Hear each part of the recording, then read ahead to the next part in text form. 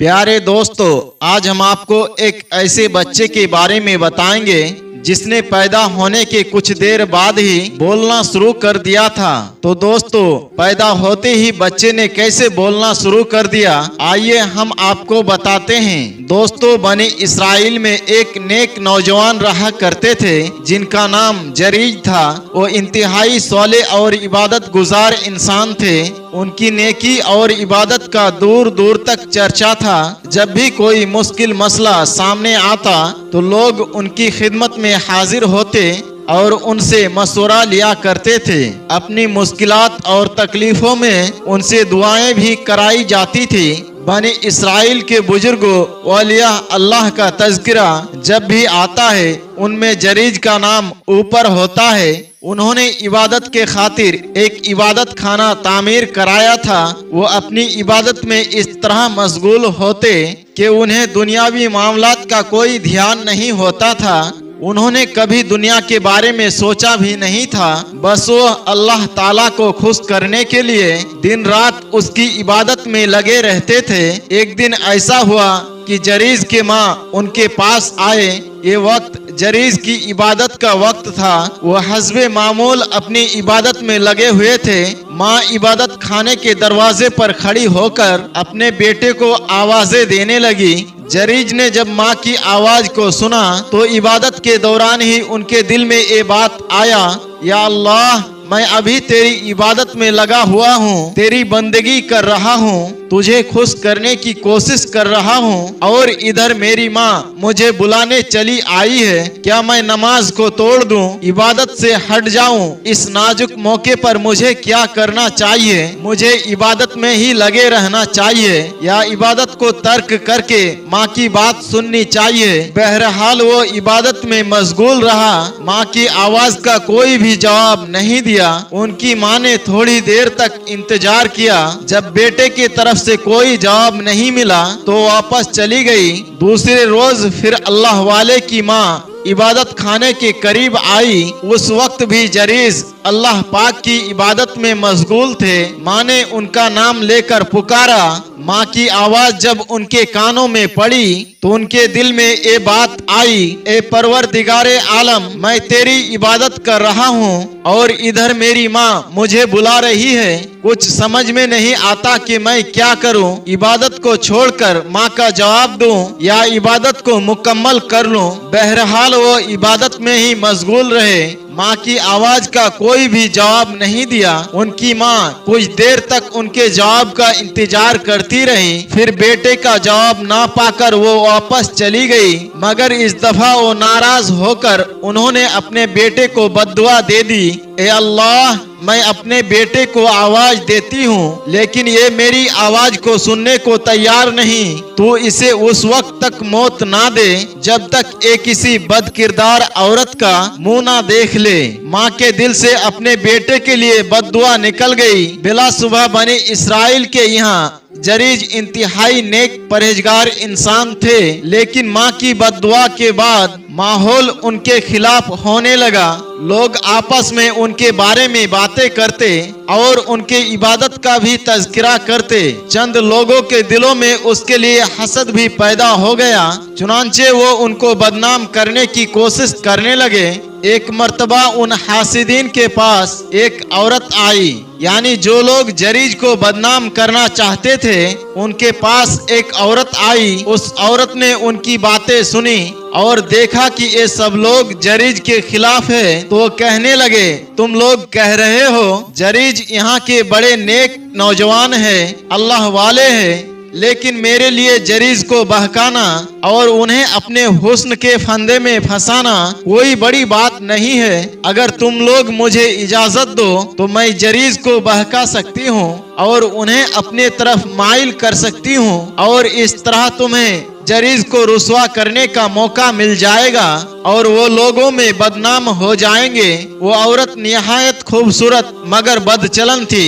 सब लोगों को उसकी हकीकत मालूम थी। उस औरत को अपने हुस्न पर इतना नाज था कि वो जिसे भी चाहती थी अपने फितने में मुब्तला कर देती थी। इसलिए जरीज के हासिदीन यानी जरीज के दुश्मनों के सामने उसने वादा किया कि वो किसी न किसी तरह जरीज को अपने हुस्न की जाल में फंसा लेगी। चुनांचे वो बदकिरदार ताइफ जादी जरीज के इबादत खाने के पास पहुंची और उन्हें अपने नाजो अंदाज से फंसाना चाहा, बहकाना चाहा, मगर जरीज वाकई एक नेक और सालेह इंसान था। उनके दिल में हमेशा खौफे खुदा रहता, इसलिए वो दिन रात अल्लाह की इबादत में लगे रहते। भला वो उस बदचलन औरत के जाल में कैसे फंस सकती थी। उस बदकिरदार औरत ने तरह तरह से जरीज को बरगलाना चाहा और अपने तरफ माइल करना चाहा कि ये मेरे पास आए, कोई गुनाह कर ले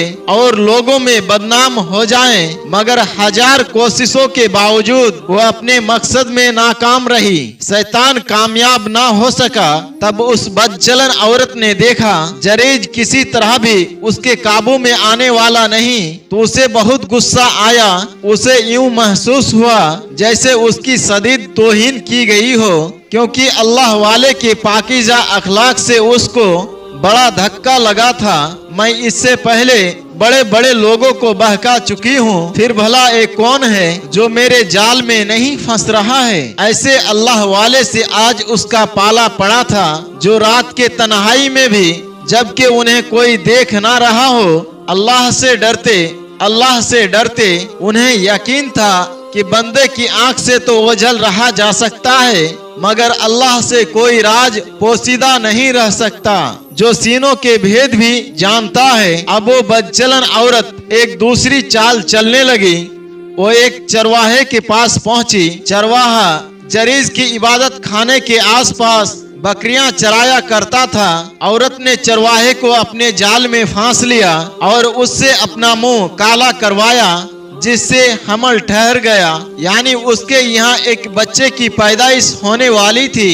कुछ वक्त के बाद जब एक बच्चा पैदा हुआ तो वो लोगों से कहने लगी, ये बच्चा जरीज का है, उसने मेरे साथ ज्यादती की है और अब ये बच्चा कबूल करने से मना कर रहा है। लोगों ने उस औरत की बात को सुना, आग बबूला हो गए। उसके बात पर लोगों ने यकीन कर लिया। उन्हें मौका मिल गया था।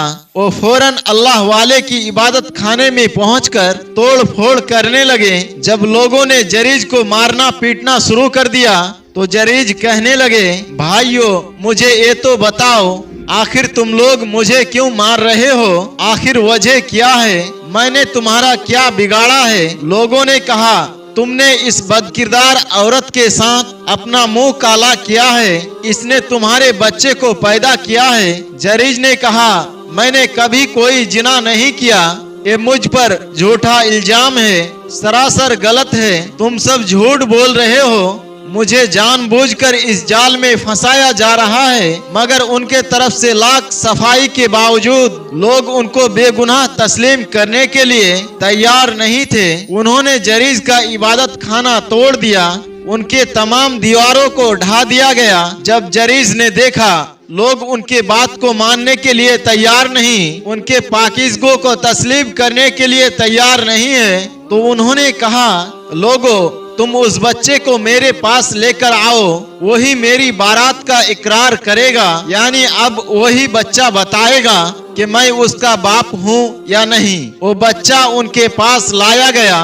वो बड़ा कमसिन था, खीर ख्वार था, अभी बोल नहीं सकता था। वो बच्चा जब जरीज के पास लाया गया, उन्होंने कहा, मुझे नमाज पढ़ लेने दो। चुनांचे उन्होंने नमाज पढ़ी। नमाज से फारिग होकर बच्चे के पास आए और उन्होंने पूछा, ए बच्चे बता तेरा बाप कौन है? बच्चा फौरन बोल उठा, फला चरवाहा मेरा बाप है। लोग हैरानी से उसको देख रहे थे। बच्चा जो बोल नहीं सकता था, इसने किस तरह से बता दिया, आखिर किस तरह से गवाही दे दी कि इसका बाप कौन है। हर आंख ने ये मंजर देखा कि दूध पीते बच्चे ने अल्लाह के उस नेक वाली यानी जरीज के बेगुनाह होने की गवाही दे दी। उनकी नजर में जरीज की अहमियत और इज्जत पहले से कई गुना ज्यादा बढ़ गई थी। जो हासिदीन थे, जो दुश्मन थे, उनको वहां से मार कर भगा दिया गया। यहाँ तक कि उस औरत को भी जिसने अल्लाह के वली पर गंदा इल्जाम लगाया था उसे भी वहाँ से मारकर भगा दिया गया। अब लोग जरीज के सामने माजरत पेश करने लगे। लोगों ने जरीज से कहा, हम आपका इबादत खाना सोने का बना देते हैं, क्योंकि आप तो इस काबिल हैं। आप अल्लाह के इतने प्यारे बंदे हैं, आप अल्लाह के वली हैं। हमने आप पर बिला वजह शक किया। हम चाहते हैं कि अब इस इबादत खाने को, जो कि टूट फूट चुका है, हम तोड़ फोड़ कर चुके हैं, हम इसको अब सोने का बना दे। तो जरीज ने कहा, नहीं, मेरे इबादत खाने को सोने के बनाने का कोई जरूरत नहीं, बल्कि जैसा पहले मिट्टी का था वैसा ही बना दो। चुनांचे लोगों ने उनके इबादत खाने को पहले ही की तरह तामीर कर दिया। दोस्तों, ये होते हैं अल्लाह के नेक बंदे, जिनकी गवाही एक दूध पीता बच्चा भी देता है। बस एक मामूली सी गलती हुई कि माँ की बात का जवाब नहीं दिया और दुनिया में उनकी पकड़ हो गई। बस माँ की एक नाफरमानी की वजह से जरीज को इस तरह से जिल्लत और रुसवाई का सामना करना पड़ा। जब जरीज की माँ को इस वाक़े के बारे में मालूम हुआ तो उन्होंने कहा, मैंने गलती की। कभी भी माँ बाप को इस तरह अपने बच्चों को बद्दुआ नहीं देनी चाहिए। दोस्तों, आज की इस कहानी में बस इतना ही। इंशाअल्लाह एक नई वीडियो के साथ बहुत जल्द फिर आपके खिदमत में हाजिर होंगे। तब तक के लिए हमें इजाजत दे। अस्सलाम वालेकुम व रहमतुल्लाह।